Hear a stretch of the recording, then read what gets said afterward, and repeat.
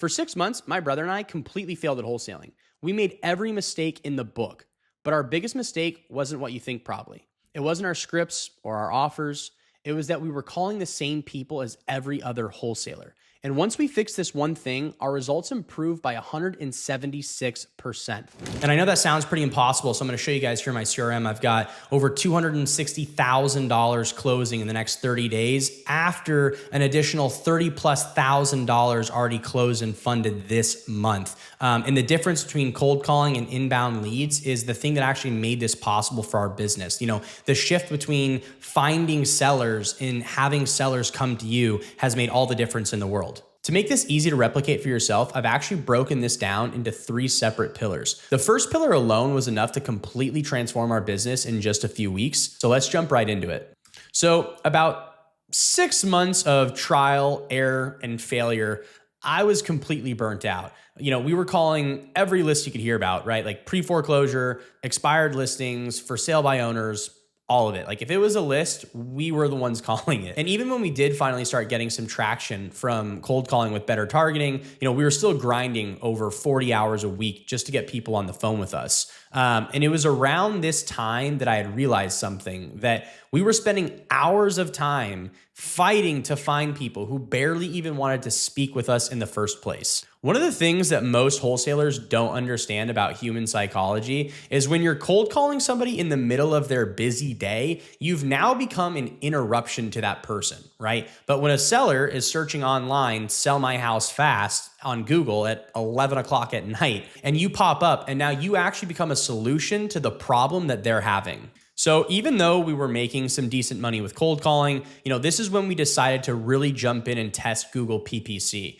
And if I'm being completely honest with you guys, you know, we really had no idea what we were doing, right? Our first campaigns did not do great and they cost us quite a bit of money. However, the one thing we did notice was the type of lead we were speaking to was actually motivated sellers, who half the time even thanked us for giving them a call back, which, like, if you've ever cold called in your entire life, you would understand how shocking that is in that situation to have someone thanking you. Not long after that, after improving our ads, you know, by basically just studying everything we could, and coming up with our own techniques, obviously, you know, we finally started getting some traction with these campaigns. And through that entire process, you know, we learned a few things about PPC that not a lot of people talk about. Most wholesalers are going to target broad words, right? Like house for sale, which is going to be incredibly expensive because you're going to be getting all of this traffic in your system that you don't want, right? You're going to get little positive results with things people searching up like sell my house for the highest amount, or how long will my house be for sale before it sells. These are people we don't want to talk to because they're not looking for the solution that we're providing. So in this, what we realize is that the real money is really in the problem-specific keywords paired with a detailed negative keyword list, which is the things that Google blocks from our ads popping up on. Ours is massive at this point. I think it's like 15,000 or so, somewhere right in there. It's pretty heavy. You know, the easiest way to think about it is if you have 2 people, right? One is searching sell my house fast for cash, and the other is searching what's my home worth. They have 2 entirely different motivation levels, and there's one of those people specifically that we want to talk to. So some of the keywords that we actually target in our campaigns are things like need to sell my house, I need to sell my house quickly, who buys houses for cash, and sell your house. Now, you'll see here there's some differences between phrase match and exact match. This is some techniques that Google uses to decide who it's going to push these out to. There's a whole other video I can make on that. But for right now, you know, just giving you examples. And then a couple examples of negative keywords that we use are things such as for the highest amount, or in, you know, blank area that we're not actually working in. So these are things that if someone were to say, for instance, I need to sell my house fast in Anchorage, Alaska, and we're not there, we don't want our result in our ad to pop up for that person that's actually looking that up on Google at the moment. So with us having over 15,000 negative keywords preventing junk from coming into our system with bad traffic that we don't want, paired with keywords that we know find motivated sellers, this is what helps us get the highest quality leads for the lowest amount possible. Now, nailing the targeting really is just the first part of the equation, right? And if you don't get these next few things right, you can absolutely blow through thousands of dollars with no results. So I definitely recommend paying attention to what these are, right? The first mistake I see a lot of people making is that they're sending traffic to a generic homepage with a ton of copy on it with all sorts of things, right? They don't pertain to seller issues, and it's not something that's needed. It's just a distraction. You want to make sure that your landing page is problem specific and addresses their concerns with as little friction as possible when they're submitting their information, right? Like, people like easy and they do not want things to be complicated. The more complicated they are, the less likely they are to actually do them. And number two is they don't have enough urgency, right? Like, when a lead comes into the system, you need to make sure you're on that immediately, right? Like, we've tested this heavily. And if you think about it, like, what's the first thing you do when you look something up online and you don't find what you're looking for? You are immediately going to the next website to find that information, right? So those sites are our competition, and we don't want sellers talking to them. We want them talking to us. So, make sure you're getting in touch with these sellers immediately when they come into this system. Like, my brother and I, when we first started getting leads from our PPC campaigns, we literally had leads come in at 10 o'clock at night, and we would jump out of bed, race to the garage where our office was, and start calling and comping those properties to make offers to them. Like, now, obviously, you don't have to be as crazy as we were right now, when we were starting out, but I'm just trying to emphasize how important speed to lead is, because it drastically increases your success rate with these leads if you can get to them almost immediately. And lastly, don't give up, right? Like, I see people giving up after a week. And that's just not going to cut it, right? Like, you have to think of PPC as like a plane taking off. It needs a runway to actually build momentum behind it, right? Like, our campaigns now are getting leads for $29, but that took a bit of optimization, right? Like, unless you know what you're doing right away and doing it from the start correctly, you're going to have to spend some time tweaking, optimizing, split testing, and all the other fun stuff that's going to come with it. And, when we finally did start getting a good amount of leads coming in from our campaigns, we noticed that the conversations we were having with our previous leads from cold callers just weren't going to cut it anymore. So we started to develop a better conversion framework. And after some trial and error, obviously, naturally, and a lot of talking, we came up with 3 conversion principles that we built into our business. And the first is what we call the motivation or pain ladder. Now, this is essentially the questions we ask people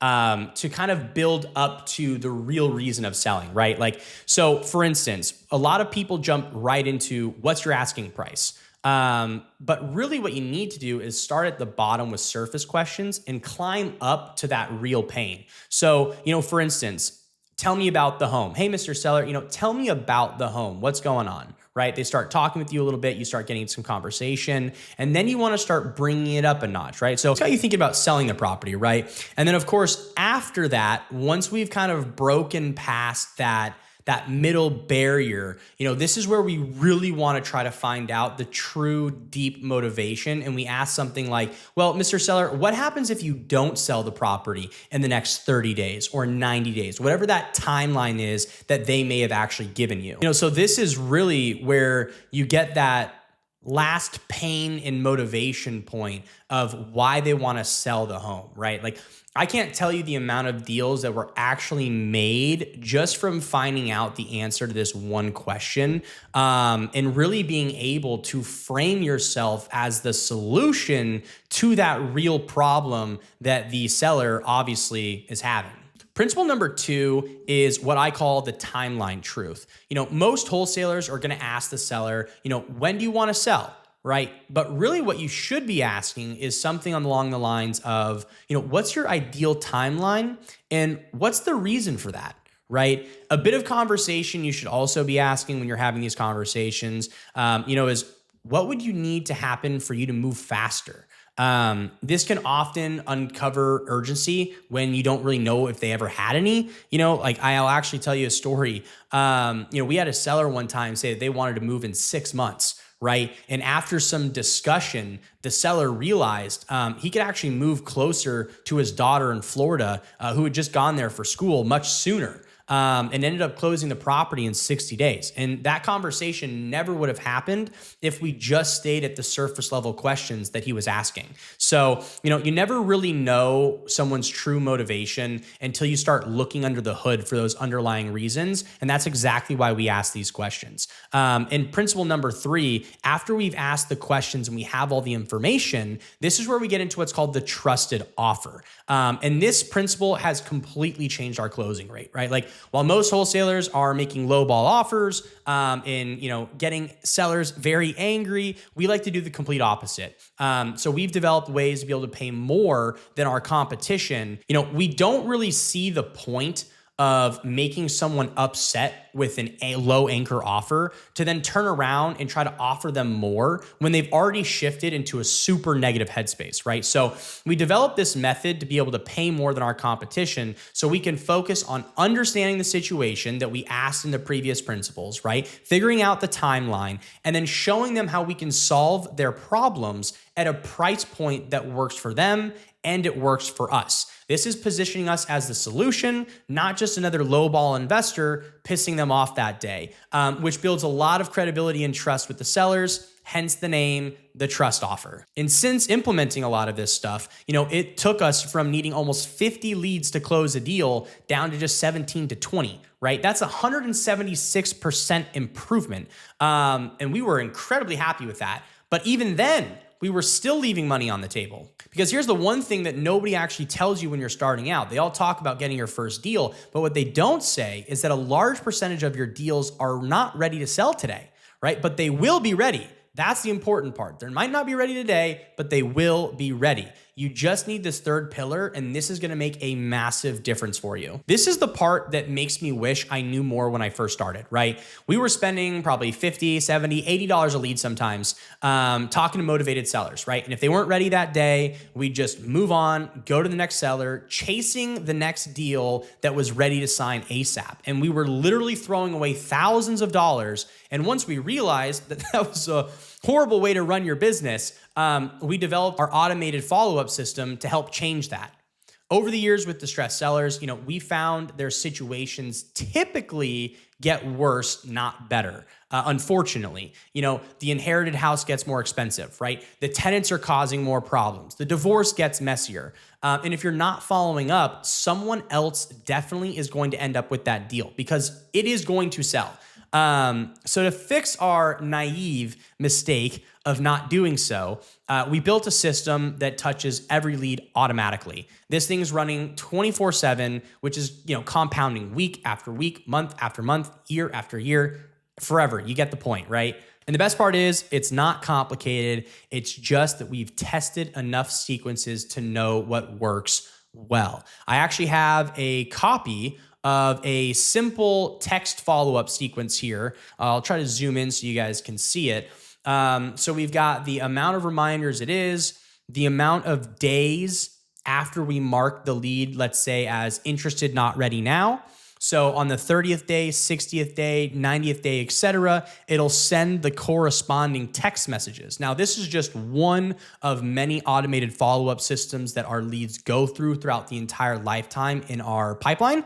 But it is something that drastically increases the response rate and eventually the close rate on a lot of these leads. And one of the biggest things is that our system and these follow-ups are designed to keep us in the frame of support rather than pressuring them to make any decisions, right? Like this is definitely something super important to keep in mind. We don't want to come off as annoying the sellers, but we do want to come off as letting them know that we're still around, we're still interested, and we still want to be a solution to their problem when they need it. Now, all of these follow-ups obviously can't be done manually with the amount that are going out every single week. We've got thousands at this point in our system, and a great tech stack and CRM that we've used that works really well for this is InvestorFuse, paired with smartphone. In fact, we still use some of those systems today. But regardless of what CRM you're using, the important thing is having your own follow-up system running. I don't care what it is, where it is.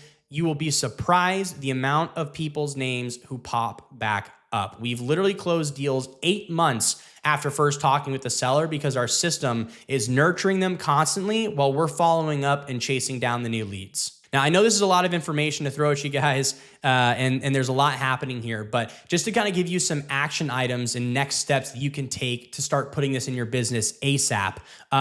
Firstly, stop cold calling. Right? It's 2025, not the 1990s. We've got to get you off the phones and get that stress out of your life.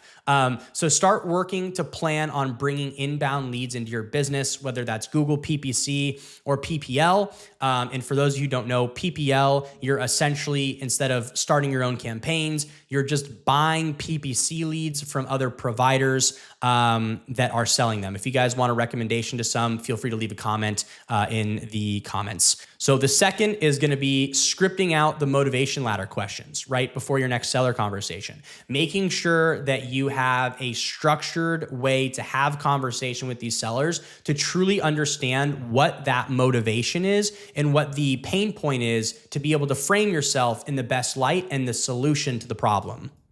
And obviously, third, what we just talked about, right? Building out the follow-up automations to do the heavy lifting for you.